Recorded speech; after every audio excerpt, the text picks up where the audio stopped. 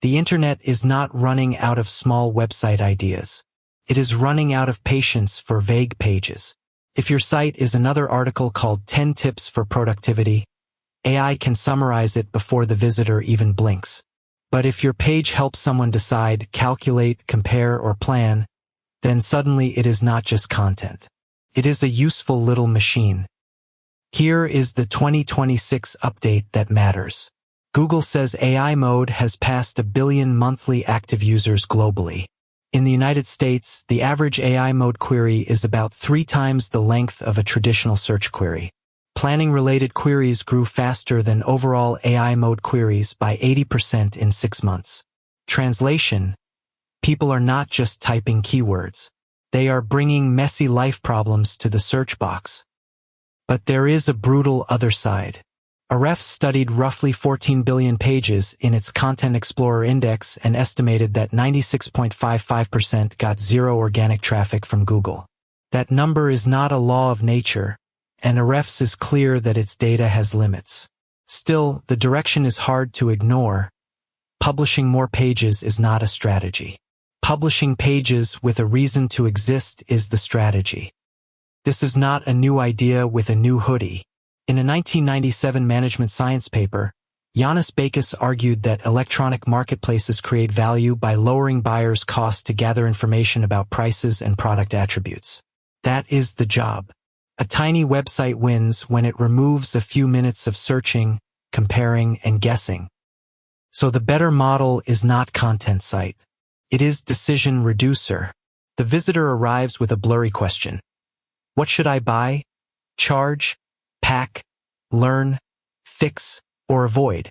Your page asks for a few constraints, shows the method, gives a range instead of fake precision, and ends with the next step.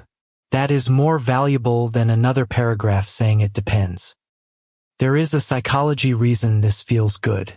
In a famous 2000 paper, Sheena Iyengar and Mark Lepper challenged the idea that more choice is always better. In their experiments, people were often more likely to act when the choice set was smaller. Later research has debated the boundaries of this effect, so do not treat it as magic. Treat it as a warning. Your website should narrow the field, not dump the whole field on the visitor. A second paper explains why tiny niches can still matter. Brynjolfsson, Hu, and Smith estimated that online book variety created between $731 million and $1.03 billion in consumer welfare in the year 2000. Their point was not that you should sell books. It was that the internet makes weird specific demand easier to serve. Look at the shape of real winners. Zillow's Zestimate was basically a provocative answer to one question. What might this home be worth? GeekWire reported that Zillow had more than 1 million visitors by day 2 of launch and over 2 million by day 5. Bankrate is another boring-looking example: financial advice, rate comparisons, lead generation. In 2017, HousingWire reported its sale to Red Ventures at a $1.4 billion enterprise value. Here is the formula I would use for a new site. Start with one messy question people already ask. Convert it into 3 to 7 inputs. Give a useful output, but make the confidence visible.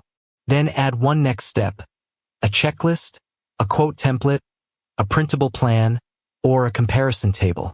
That last step is where the page becomes a product instead of a toy. For example, make a freelance quote calculator for one-page websites. The inputs are industry, complexity, deadline, number of revisions, whether copywriting is included, and how confident the freelancer feels. The output is not one perfect number.